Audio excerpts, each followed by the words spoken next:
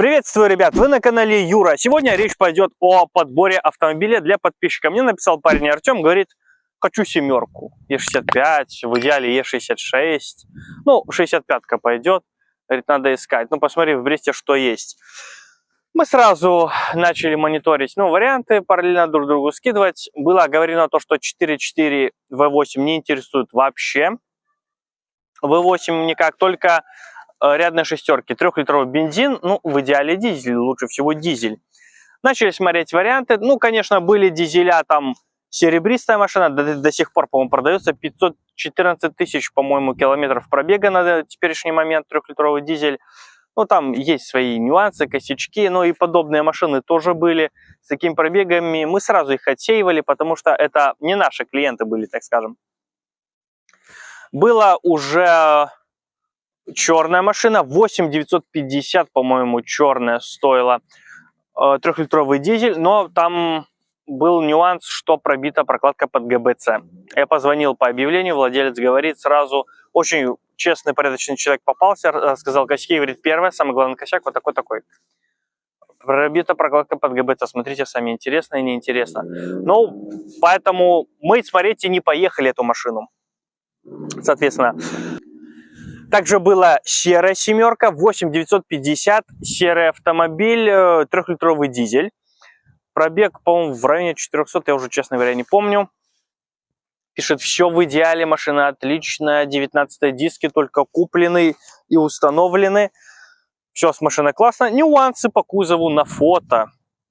И мы начали внимательно смотреть нюансы, есть и вмятины, царапины, и рыжня полезла. В общем, в итоге мы промониторили, я позвонил тоже людям, спросил, сколько это будет стоить, в принципе. $1500 нужно выложить на все про все. Примерно. Неизвестно, что там, как еще дальше. Поэтому тоже неинтересно, нет. Отсеиваем. Я смотрю, мы уже с ним начинаем шутить, смеяться. Я еще ничего не смотрел, мы уже 5-6 машин отсеяли. Там всего, по-моему, около 10 их стоит. Или 12 машин продавалось на тот момент. Напоминаю, или я не забыл упомянуть, то, что это был сентябрь 2023 года. Почему снимаю сейчас? Потому что автомобиль, который в итоге заинтересовал, продан где-то месяц назад. Сейчас конец апреля 2024 года. Уже прошло больше полугода с момента осмотра того автомобиля. Дальше был еще один автомобиль, 3-литровый дизель, уже рестовая машина, 384 тысячи километров пробега, 3-литровый дизель, 11900, по-моему, или 12 она стоила, тоже все в идеале, все хорошо, 4 фотографии, спереди, сзади, слева, справа, больше ничего, ни салона, ничего, все в идеале. Подробности по телефону приезжайте, смотрите. Пробег уже не шуточный тоже. Решили так отложить вроде как на потом. Пускай будет. И в этот же момент мы находим автомобиль, 3-литровый бензиновый мотор, 2008 год. 246 в объявлении было указано тысяч километров пробега, 11990. $12 тысяч без десятки. В общем, звоню, договариваюсь о встрече, еду. Встречает брат хозяина, потому что он уехал куда-то по работе. И в процессе разговора выясняется, что это первый владелец этого автомобиля. То есть он в 2008 году купил этот автомобиль новым на заводе. Конец 2008 года. Это уже этот автомобиль, это последняя партия 65-ок. Уже F-кузов вышел и продавался. А они стояли, остатки на парковке на заводе, распродавались уже остатки. Он ее купил, поэтому она ему вышла дешевле на пару тысяч долларов. Он, по-моему, говорил, на 2 или на 3 тысячи долларов вышла дешевле, я уже не помню. Вот, и получается, он купил ее новой, проездил 10 лет и отдал брату. И брат наездил на ней еще 4 года, там 4,5 примерно года. Получается, что автомобиль 15 лет в одной семье. Наездил уже, в объявлении 246 тысяч километров, по факту уже было 250, там на пару тысяч больше с момента подачи было. Это было 30 сентября 2023 года. На тот момент я смотрел этот автомобиль. Если вам сейчас где-то попадется, прошло уже больше полгода, ребят, я не знаю. В родной краске 15 лет в одних руках. Это просто подарок. На первый взгляд, да, это все хорошо. Начали смотреть кузов. Так, это я вам показал, не помню. Нет, там все родной, там скол. Мало лет. Так, вся вот видите.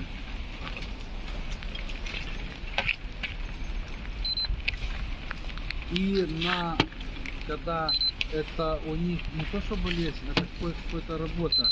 Когда на холодную первая форсунка управляющая, которая сильно. Пару минут и все. И потом нет. Ну она уже так есть, честно.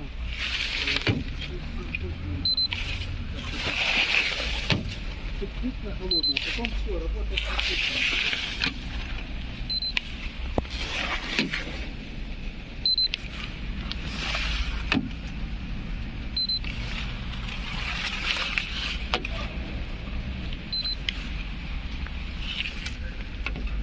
Надо пробивать сталинговую модель.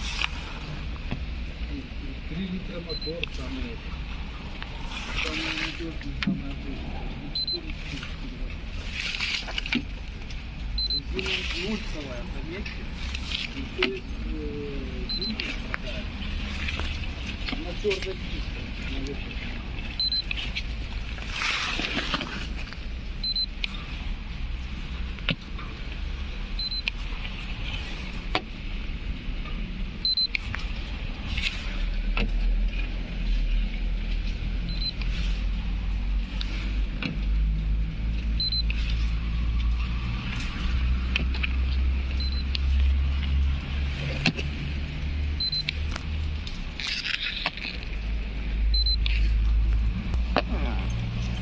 Таких, ну, родных, как вот с завода идет. Я первый хозяин с завода, он вот последние 5 там. Ну, неаккуратно. Да нормально. Тут и живет только бабушка. Я говорю, те люди в машину едут, это, он не может брать. Он бы поделал, сам бы машину купить, чтобы было, ну, не битое ничего.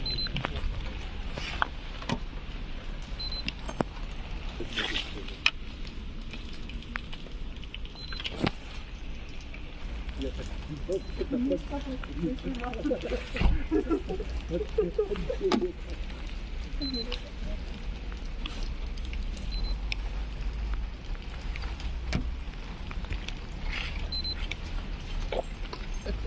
Дать такой хоть? Да не надо, спасибо большое, у нас есть минут. Смотрите. Да, это вот самая большая, что эти сколы. Ну да, Почему это было не убрать сразу, а? Когда начало лезть. Нет, тут все в родне будет. Ну так. Человек не аккуратно. Вы ее знаете, что вы ему сказали? Не, я просто... Значит, смотрите. Потому что вот... Единственное, что есть, разумеется, сколы возрастные, есть рыжня на заднем левом крыле. Заднее правое крыло, как говорит вот брат владельца, первый владелец, не заметил. То ли он что не заметил, то ли его не заметили и царапнули ему. Но не критично, шпакла нет, эту царапину закрасили. Полирнули машину, все хорошо, красиво смотрится, но вот один элемент есть подкрашен. Но не без этого, что говорится. Но если исходить из визуального осмотра, после толщиномера проверили, да, родная краска, но есть сколы на водительской двери снизу, то там пару, ну, в палец поотлетала краска. То есть заднее левое крыло надо делать, потому что рыжня полезла уже, может быть, и насквозь. Дырка, возможно, все возможно. Необходимо красить. Дверь тоже. Насколько я помню, там, по-моему, 4 элемента попадают под окраску. И каждый элемент это $100. В среднем работа плюс материал. Сейчас материал подорожал, может даже 120. То есть 120 умножено на 4, $500 уехало уже. 4 элемента надо бы покрасить. Но если так уже критично, то можно один, если денег жалко. Но заднее левое крыло нужно сделать, нужно его спасать. Потому что потом уже придется вваривать просто. По остальному машина не ударена нигде, все это прекрасно видно, все хорошо. Перед тоже целый, ничего машина по морде не получала. Так, там подтекало... Ну тут видно, что ничего не разбиралось. тут Нет, нормально. вот там подтекало, как его, видишь, масло? Мгм. Вот это только снизу, которое, как он? Теплообменник. Теплообменники, да. Поменяли эти, я говорю, вымыть что, тяжело было, что? Тут видно, что дотошно все. То есть поддон как поставили с маслом, чтобы Мгм. поплавить, так он там... Тут видно, морда целая. Все. Не, никто ничего не разбирали. Ну, это вот... Единственное, что... Да. Ну, оно поржавело, видно, ну, само, не то, что битое, видите? Не, ну не пито. Тут Оно от, видно, что времени. телевизор на своих местах. Ничего оно не откручивалось. разбиралось. Не-не-не, ничего.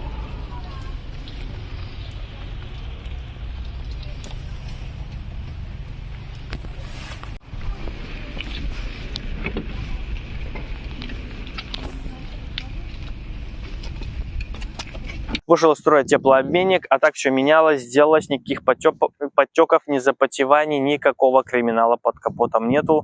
Действительно, это радует. Действительно, машина хорошая, свежая, приятно посмотреть на это все. Теплообменник менялся, и делалась коробка. Потому что старший брат педантичный человек, он машину обслуживает, делает, следит, вовремя все меняет. Младший брат уже для статуса, для пафоса купил эту машину у старшего брата и катается, не заморачивается ни о чем. В общем, Запомните.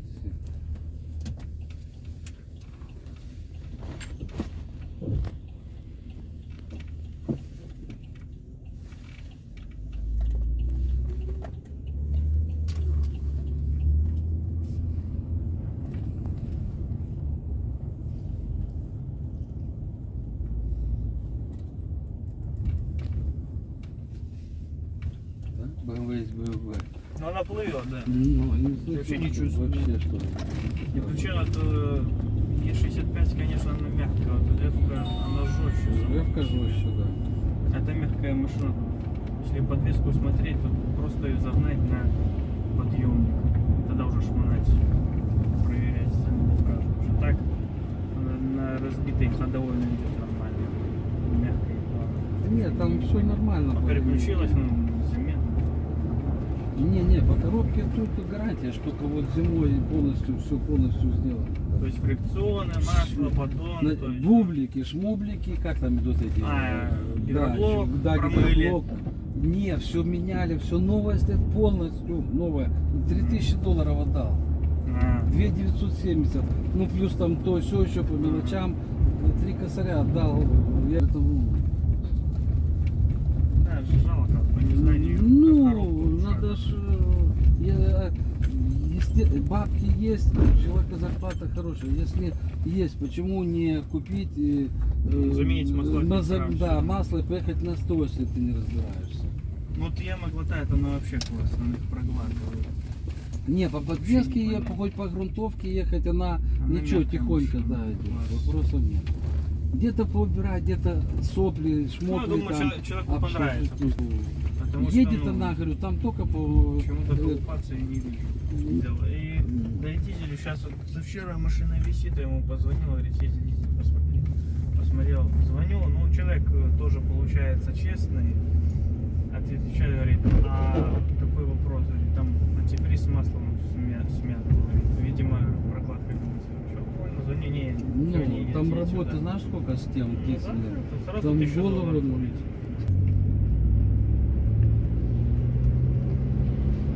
Переключать незаметно. Нет, можете коробку сразу включать. Смотрите то, что это, по подвеске тоже что-то, тормоза все новые. Это надо убрать эти, Так, они дальше. На компьютере убрать колодки новые стоят, и диски новые стоят. И лямбда-зонд один. Сбросить сервисный интервал. Да, и убрать лямбда-зонд, его, и я честно говорю, ему сказали, он не влияет ни на расход, ни на езду, давай его просто тебе заглушим. Ну, он такой человек, ну, он должен быть, значит, должен быть там. 30 баксов он там стоит на первый, не второй, второй влияет на расход. Понимаешь? Вот. Поэтому что он будет делать и устранять, не будет, могу уточнить, как бы, ну, остальное все вы видите. Машина, ну, реально за такие деньги, что-то там, понятно, там, туда-сюда сбросится. Чтобы... Зачем менять масло в коробке? Машина же едет, все хорошо. Положил коробку к чертовой матери. Старший брат его даже отчитывает за грязные. Я приехал смотреть машину, он начал на брата гнать, что вот коврик мог бы помыть, почистить, в багажнике грязь, то все там давай отчитывать. Я представляю, что он сделал с ним. Ну, не убил, раз младший жив. Ну, блин, нормально я, наверное, читал, когда тот коробку положил. Потому что коробка сделана полностью. $3000 потрачено на коробку. Все заменено. Бублик, промыли гидроблок, масло, все, пакет, все новое в коробке. Там. Старый только корпус остался, блин, все заменено. Поэтому действительно есть гарантийные талоны, есть документы, все. К этому не подкопаться. Это действительно правда. И человек не ба. Ну, видно, что человек порядочный. Ничего не скажешь, да. Не часто встретишь такого честного автовладельца, который не спихивает, а именно продает свой автомобиль.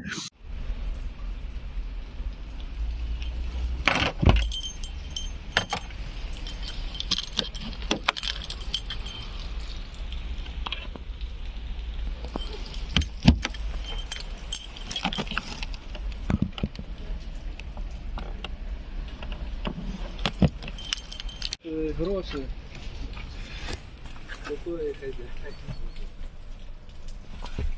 Нет, машина, кто себе берет, привести в порядок до ума, там где прокладочку поменять, это чтобы там подтекало, он правда поменял вроде, кто требует нормально, уверен, что машина не битая, что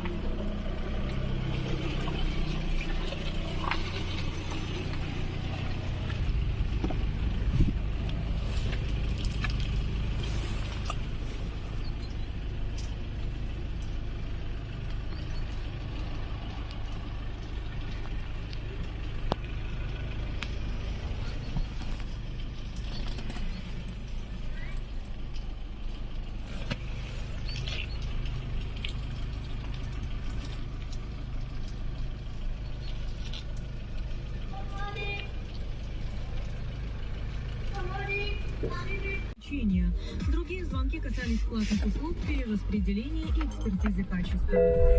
Осенние каникулы будут в этом году длиннее. Школьники начнут отдыхать 29 октября. Вместо традиционных 8 дней каникулы продлятся 10.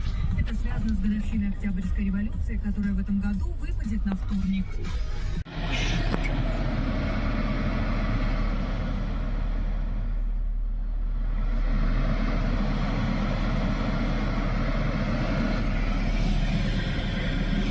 Работает, работает.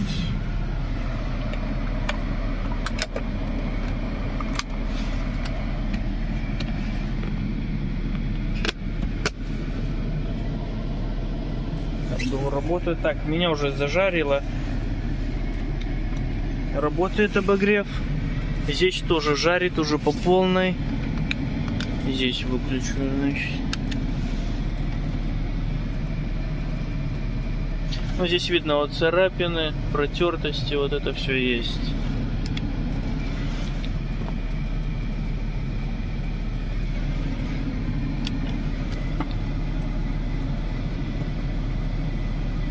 Все работает. Здесь также вниз работает.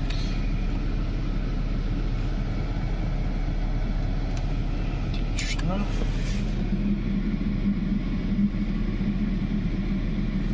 Отлично.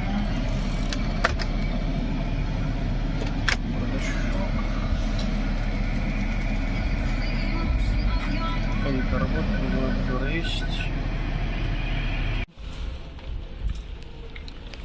Три ключа. Три. Все родные.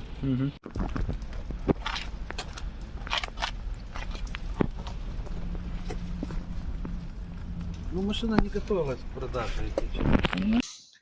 По технике вот вопросов нет. Единственное, что сервис загорелся, 9000 километров стало сервис. Колодки заменены, но висит ошибка по колодкам. Ну, в теории ее можно скинуть, и ошибки не будет, все будет нормально. То есть по технической части все работает по салону. все кнопки, все, регулировка сидений, все работает. Единственное, что 250 тысяч километров пробега тоже мимо не прошли.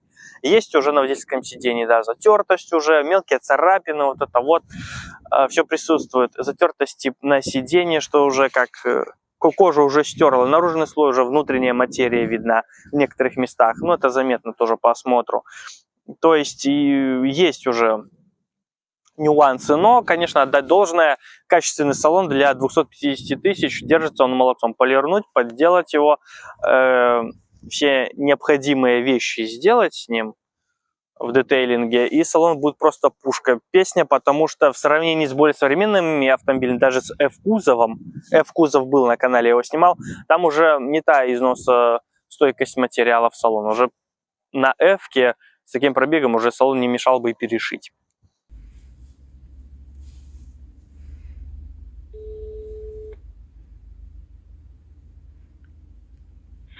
Алло, привет, Серег. Слушай, я снимаю сейчас видос, так что я тебе в онлайне звоню, поздоровайся с людьми. Ё-моё, здорово, пацаны. Слушай, гоняю, короче, сейчас машины смотрю. Тут человек отправил отчет, тут, ну, хорошая машина. Там надо бы фары полирнуть, BMW 7 65. Если что, сколько полировка фар будет стоить? Полировка фар. Вот человек тебе приедет на 65, сколько ты с него возьмешь, вот, примерно, чтобы знать цену? Ну, примерно 20 баксов одна фара. То есть передние полирнуть $40-50. Да, где-то так, примерно. Ну, короче, умножаем, это 150-170 рублей где получается. Ну, Понял. Примерно так, все зависит от того, какого там уровня фара, грубо говоря. Если она просто плоская, то проще делать. Если она какая-то изощренная, то сложнее делать. Ну, там полукруглая, ну, примерно как у меня в B6 и в Аудюхе она там закругляется, но она больше по объему, она выше раза в 2, то есть, ну в полтора. Да, понятно. Так. Ну, где-то так, примерно. Сейчас Шкоду должен был ехать смотреть, прикинь, что человек ответил. Что ответил?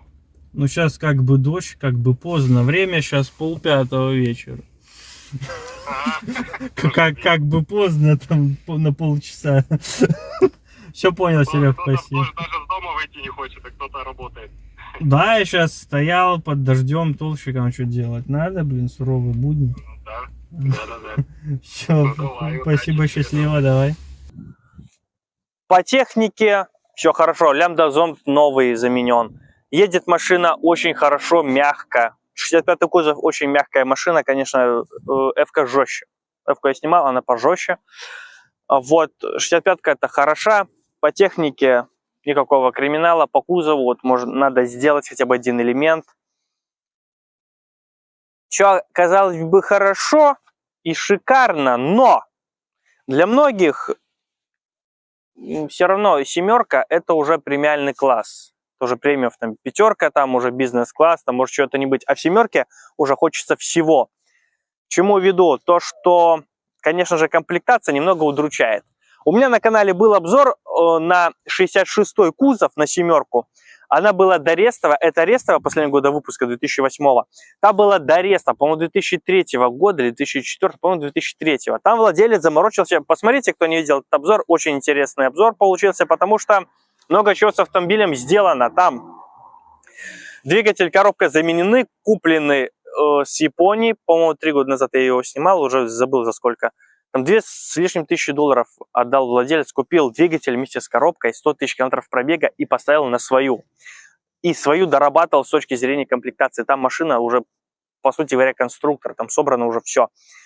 Самая главная комплектация, ломающиеся спинки сидений, массаж на задних сиденьях, подогревы, вентиляции, все есть, холодильники есть. Во-первых, это все есть, классная комплектация. Во-вторых, это лонговая машина, места сзади больше, конечно. Шикарный автомобиль, шикарный. V8 4.4, 333 лошади, тоже не подтеков масла, ничего, пуляет, вообще шикарно едет. Мне понравилось. 140-160 я ей подкидывал, ну, прет классно, нет этого запаха масла, вообще шикарный автомобиль. И здесь это и есть тот самый камень преткновения, потому что, когда я позвонил и сообщил обо всем подписчику, тоже сначала эйфория. Ой, класс, один владелец, 15 лет в родном окрасе, последнего года выпуска, все супер, все ништяк. Да, говорю, есть косячки по кузову, но машина не новая, да, вот нужно делать пару элементов, по технике все хорошо, а комплектация это пустышка получается. И Артем тоже так удручающе немного начал ломаться, говорит, покупать мне, не покупать, я говорю, ну, блин, решай сам, машина-то хорошая, да. Тебя не обманывают, все хорошо. И, видимо, из-за этого автомобиль так и долго продавался. Потому что сняли его с продажи, по-моему, в феврале.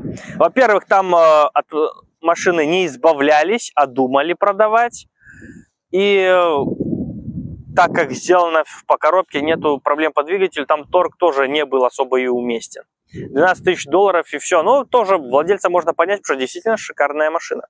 Потому что те серии, все варианты, которые я называл сейчас, они все и продаются.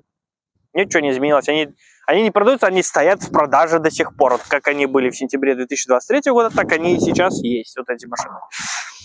4.4 вообще все вечно продаваемые. Поэтому, и, конечно же, что смущает, это расход топлива.